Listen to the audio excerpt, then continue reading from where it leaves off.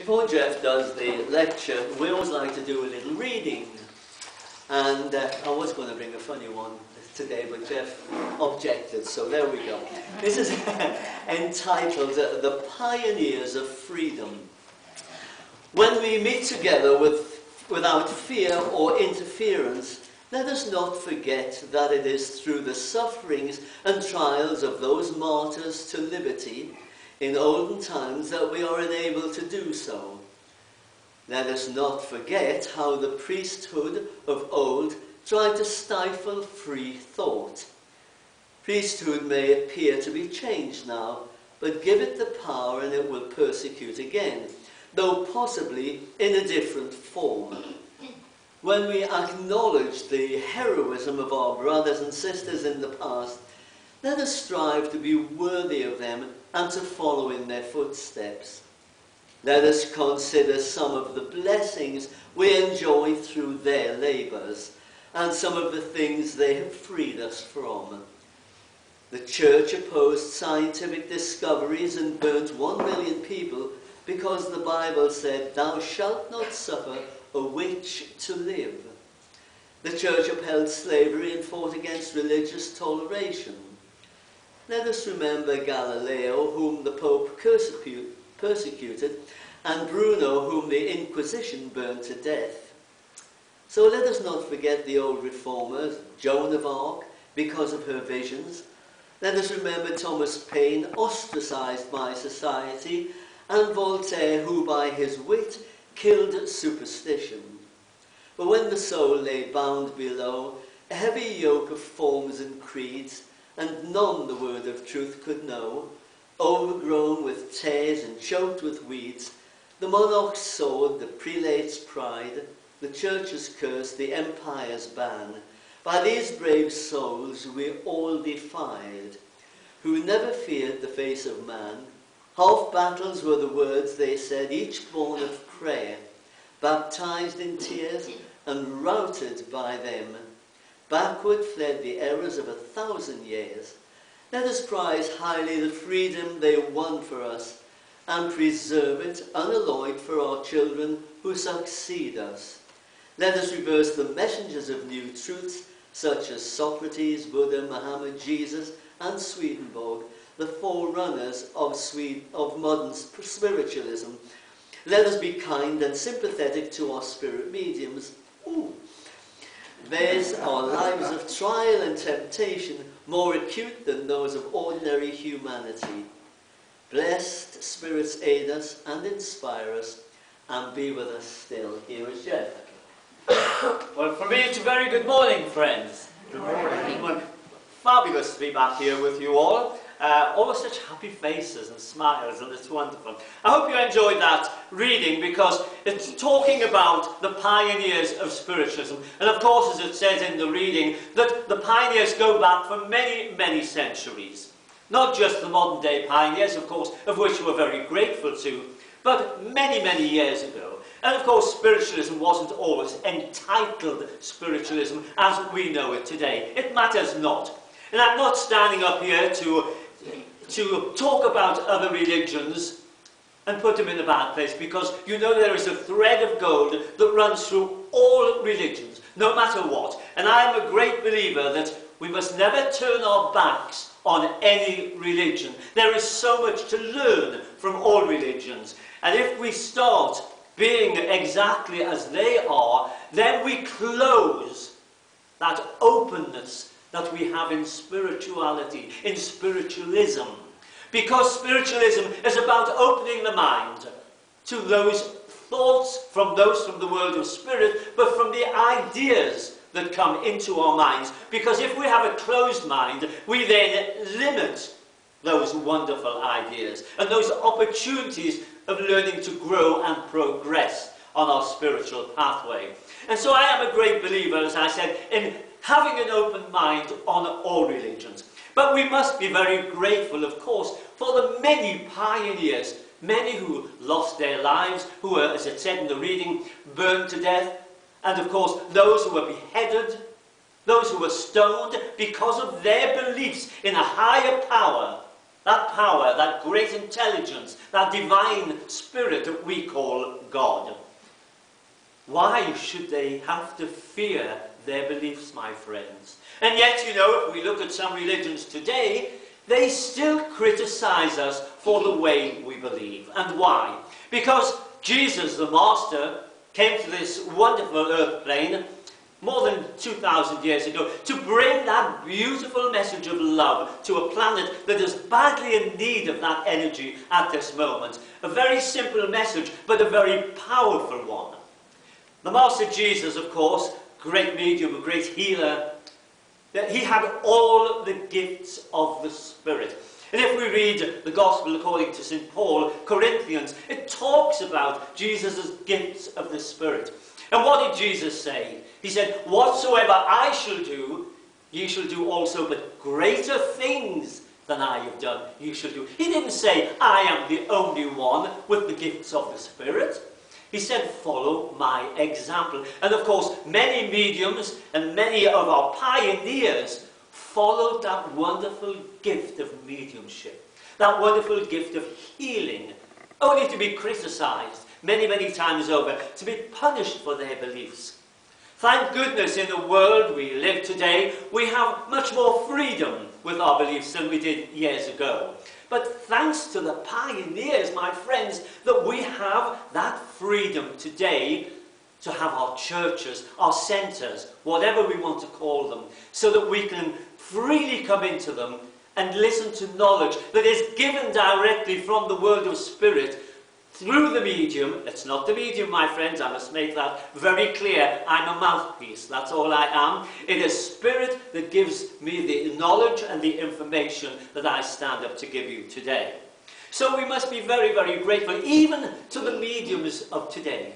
And of course, from Swedenborg, as we said in the reading, from the Fox sisters, from many, many, many that have come on since then, you know, to prove spirit is eternal, that you cannot die for the life of you.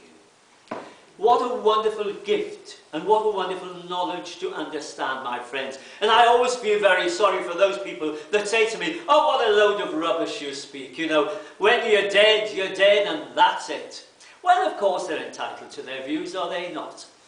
But what a shock they must get when they eventually make that transition into the world of spirit, to find that they are probably more alive than they ever were when they were here upon this earth plane, because they didn't have this physical body to put up with all its aches and pains and everything. And we all know what that gets like as you get past 39, like ourselves.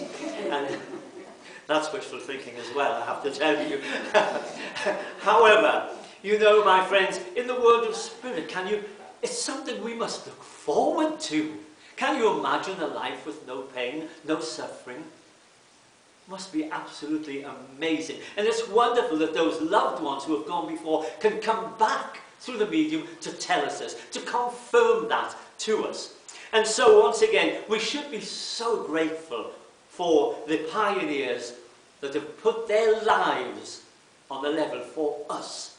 For us. Not for themselves, but for us, so that we can enjoy the freedom to come into our churches today.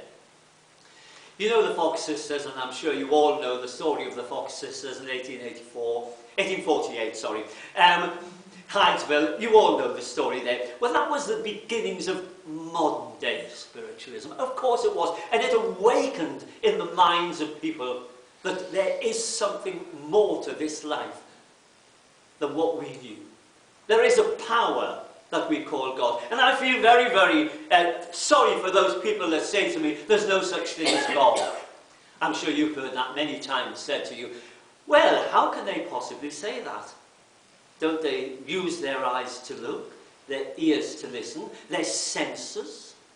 Because if they do, you only have to look around you at the beauty of this beautiful planet to see that there is a God. For that God power is within everything, you and I, and with everything that lives, moves, and has its being within this life. Not only in this planet, my friends, but in the entire universe, so that you cannot ever be where that power is not. That gives me such comfort. I don't know about you, but it gives me such comfort to know that I am part of that great power. How many people in our world today, my friends, believe that they are part of that power that we call God?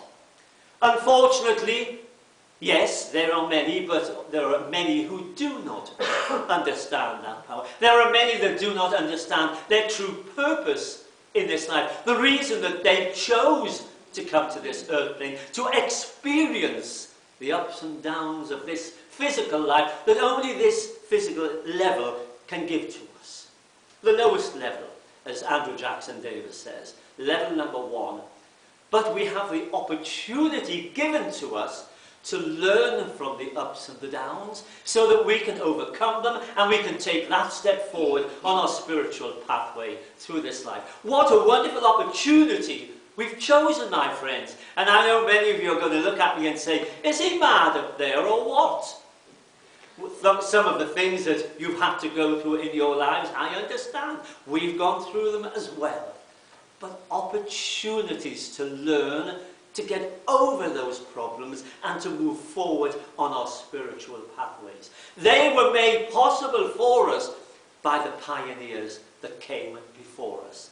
Wonderful, dedicated people, my friends. And I have to use that word dedication because unfortunately in our world today there's not as much dedication to the world of spirit as there used to be. I know in my own country, in the UK, that there are people who sit in a circle for a few weeks and think they're a medium. They think they know it all. It's not spirit, it's me, they say. Really? Really? Well, I'm sorry to tell them, but it's not them at all. Yes, they are part of it, but without that spirit communication and that effort given from those in the higher side of life, we could stand up here and say nothing. Spirits are amazing. The things that they know long before we know them. That's amazing, isn't it? Long before we know them. And so I say to people, if you're going to come onto a platform, into a church, a centre, and call yourself a medium, it doesn't make you any better than anybody else. Because we all have the ability, if we care to use it, if we wish to use it. Not many people do, not everybody. But if you do, then be dedicated to those who give of their time from the world of spirit to draw close to you, to inspire you, and to bring those loved ones from the world of spirit with their messages of love. Not only their messages of love, but their messages that tell us that life is eternal. What a wonderful message that is on its own, my friends. But isn't it wonderful that they give of their time just to influence our minds, just to come in, to give us that knowledge of knowing that life is eternal. I think, I'm so grateful that they can do that, because if they didn't, I would be wasting my time standing up here this morning. However, I know, and that's just what I love about spiritualism, alongside all religions. It's not a faith in something, it's a knowing. It's a knowing that the world of spirit is there to help us, to guide us, not to live our lives for us, because that's not what the pioneers of this wonderful movement wanted. They know that we have to live our lives. We have the free will to make the choices for ourselves, to make either the mistakes or those things that are good for us. Entirely up to us. And if we make the mistakes, then there's nobody going to judge us. Because we don't believe in a judgmental God. We believe in a loving God that helps us to overcome those problems, those mistakes that we make. Because none of us are perfect, my friends. We wouldn't be here if we were. But we know that if we make that mistake, then that God is not going to judge us, but going to help us through those in the world of spirit to make our way forward and to progress on our spiritual pathway. Well, I hope I haven't put you to sleep. I have such a quiet voice, you see. But you know, if we can only trust in that higher power Trust in those from the world of spirit that walk with us each day. And they do. They don't interfere in our lives, not at all, but they walk with us to try to guide us, to try to help us through this earthly life. And so we should be very thankful to those who give of their time to be with us. And especially the pioneers who have made it possible for us to be able to come into our churches like today. I'm forever grateful to them, and I'm sure you are too. And I only wish that more people in our world today would open their minds a little bit more. I always say to people, you know, if you see a window and the curtains are closed, the drapes, is that right, curtains or drapes? You know what I mean, I'm English. The drapes are closed. If you open them a little bit, how much do you see? Just that little portion. But if you open them a little further back, you see a little more. And the further back you open them, the more you see, until you open them all the way back, and you can see the whole picture. And that is what's wrong, I'm afraid to say. And I know it sounds like I'm criticising, I'm not, but I feel that's what's wrong with many religions today. They're not allowing those people to open their minds, to make their own minds up, not to be told what they have to believe. For in spiritualism, we don't believe in standing up here and telling you what you have to believe. We believe in letting you make that choice for yourself, to open your minds and to get to that level that sits right with you. Because we're forever growing, ever progressing and moving forward. So, as I just finished my little talk, I want you to just, in your quiet moments, think of those wonderful pioneers who lost their lives in a terrible way many times because of the lack of understanding by the masses who thought they knew better than God. Thank you for listening to me.